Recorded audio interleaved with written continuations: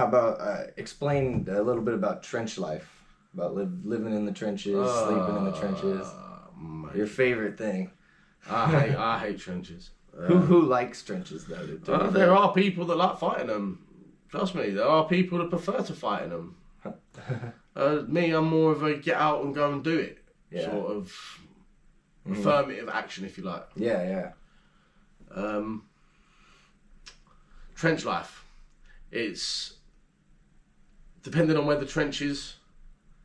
I mean, you get sandy trenches, you get muddy trenches. Muddy trenches are horrible. Mm-hmm. Sandy trenches ain't much better. Mm-hmm. It's a lot of trenches are not completely roofed. Yeah, there's no roofing on them. There's no logs over the top of them. Mm-hmm. So it's finding a certain area where you can sleep when you have the opportunity to sleep. Because sometimes you can do anything from like a 30-minute shift right up to like a 3 or 4 hour shift. So if you've got, say, 5 people in a 30-metre, say a 30-metre trench, then they'll take it.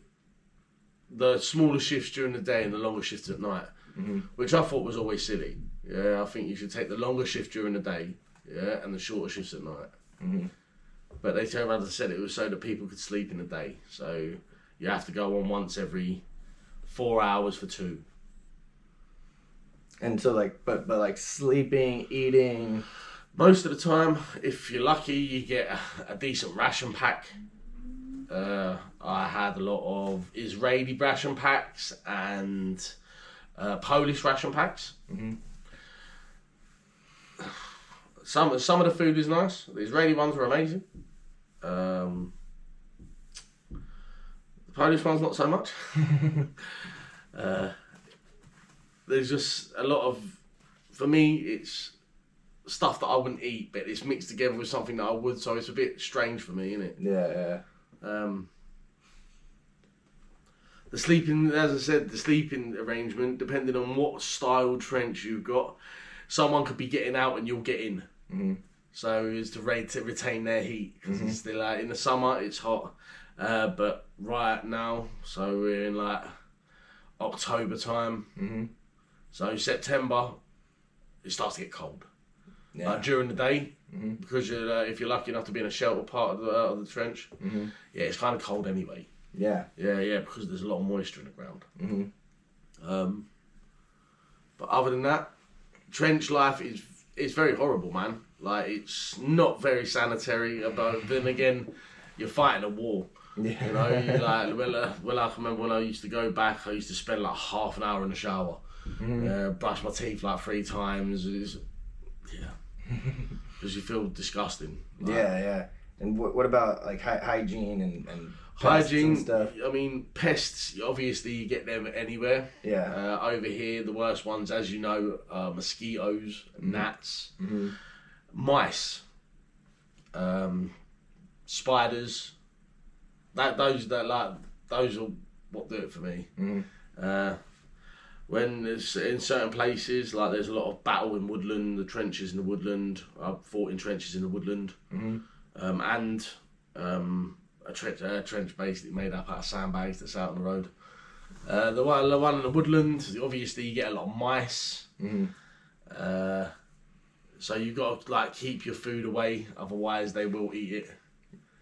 I normally keep mine in my bag until I need to get it out. And then,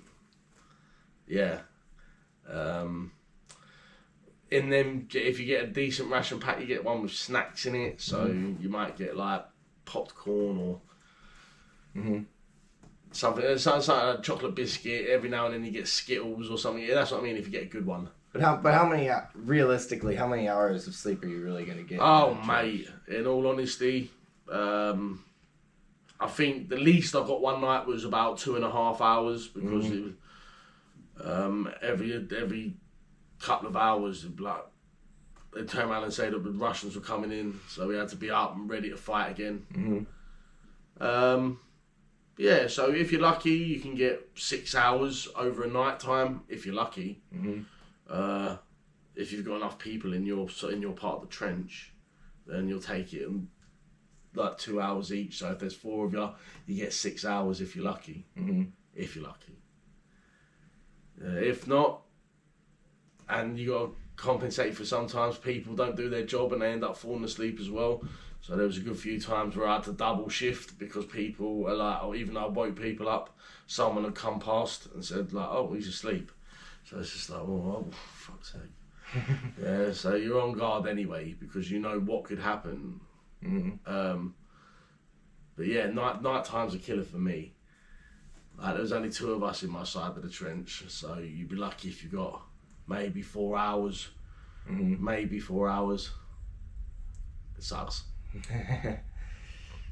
Why do some people like the trench though? Why? Because you got everything around you that you need. Yeah, you've got all your ammunition, you've got water, food. You're going to be taking it all out there anyway. If you're lucky, you might get a refill of water when you're out there. If you're lucky. But yeah, they give you all your food before you go out there. They give you everything. There's like little snacks that's been donated. And they end up going around with a box and people take 1 or 2 of them. So, you know what I mean? It's something just to snack on the way there. But yeah, people like it because they've got everything at close access and they can hide. Yeah, that's probably the most beneficial thing about trench or foxholes is you can dictate when you're popping up. So you just like, boom, boom, boom, get down. Yeah, lay off another couple of shots, get down. Yeah. So that's the advantage to it. But yeah, no, trenches are not for me. What are the disadvantages though? The disadvantages: rain. The rain season's coming, and it's cold and it's rainy. And muddy ones will get soaking, sloppy wet where you're slipping over, and you know what I mean.